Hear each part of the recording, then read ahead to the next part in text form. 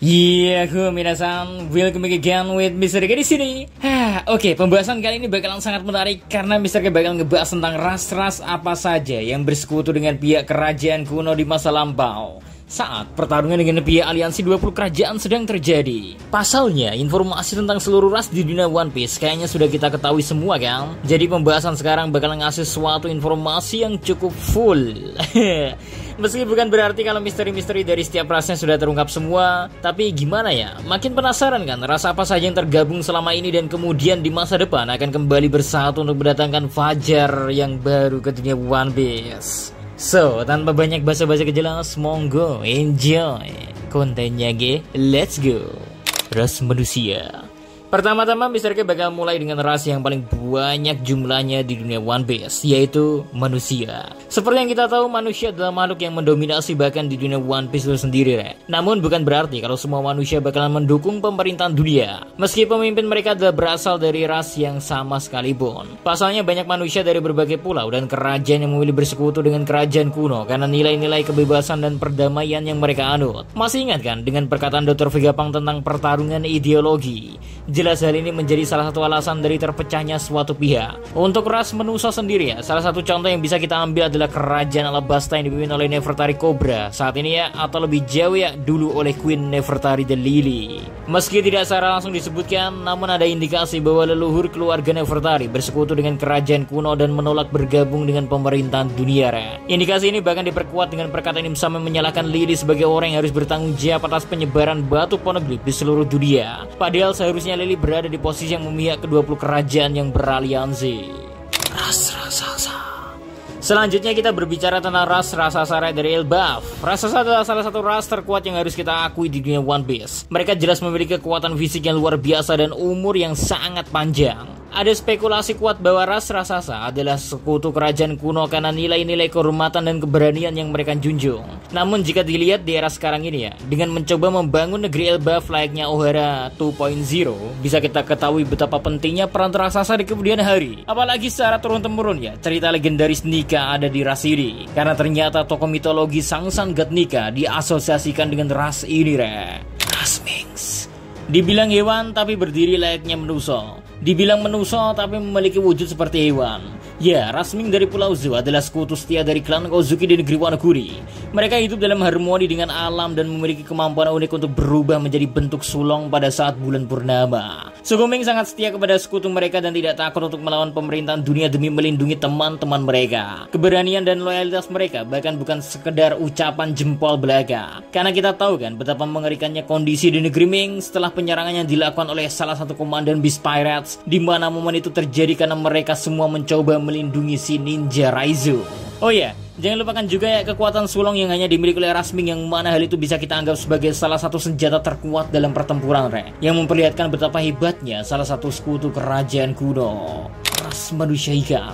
Lanjut di ras ikan dan Merfolk dari Pulau Manusia Ikan juga memiliki sejarah panjang yang terkait dengan kerajaan kuno. Joy Boy bahkan secara tertulis menjanjikan kepada Putri Duyung atau kita anggap saja Poseidon saat itu bahwa mereka akan hidup di atas permukaan laut dengan damai. Janji ini menunjukkan hubungan erat antara kerajaan kuno dan ras manusia ikan. Terlepas janji itu belum terpenuhi, Shirahoshi sebagai Poseidon menunjukkan bahwa mereka masih setia pada cita-cita kerajaan kuno sampai-sampai kapal Noah yang dianggap sebagai bagian dari janji itu ikut dilindungi sekuat tenaga.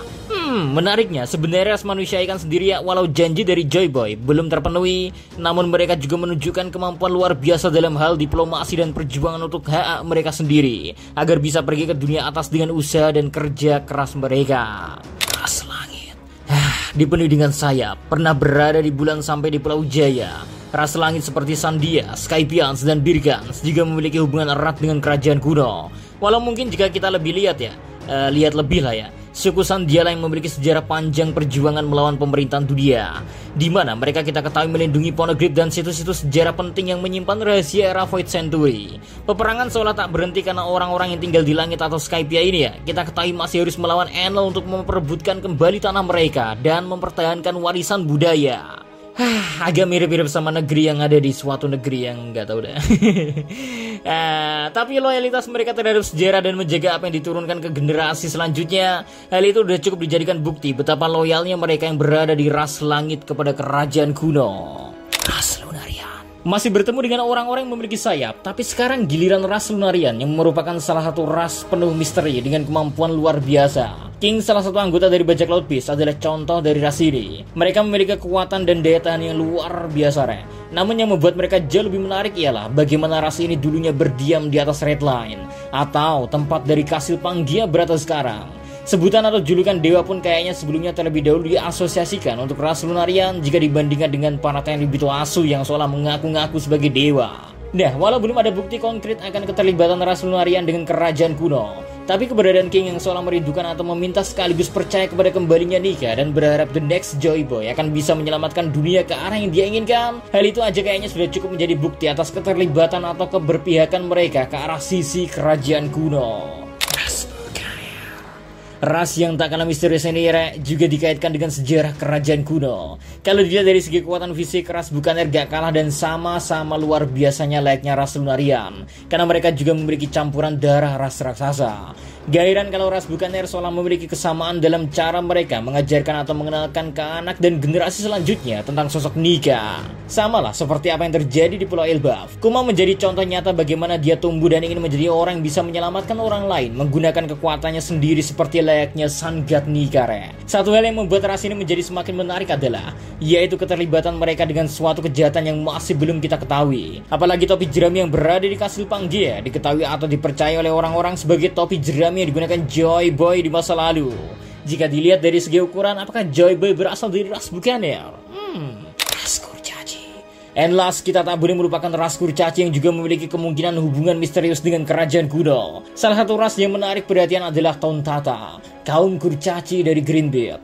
Meskipun kecil, mereka sangat kuat dan juga berani. Pertarungan antara mereka dengan Doflamingo, orang yang pernah menjadi mantan Tenryubito ini, seolah membuat kita semakin yakin ada hubungan antara ras Kurcaci dengan pemerintahan dunia itu sendiri. Mungkinkah keterlibatan mereka ada pada perang di masa lalu? Soalnya seperti yang kita tahu meski hanya muncul di Arc Dressrosa, namun mereka terhubung dengan Aur Baka Senjo yang mana membuat kita tahu kalau ras Kurcaci adalah bagian dari aliansi armada besar bajak laut topi jerami, yang sewaktu-waktu mereka akan datang untuk bertarung jika memang dibutuhkan oleh Aur Baka Senjo. Well, itu semua adalah ras-ras yang sudah terkonfirmasi dan memiliki kemungkinan teraliansi dengan kerajaan kuno. Menurut kalian, apakah ada suatu ras yang perlu ditambahkan atau dikurangi? Tinggal tulis saja So, see you next time. Adi Sekar Melo, stay safe everyone. Salam Animedia.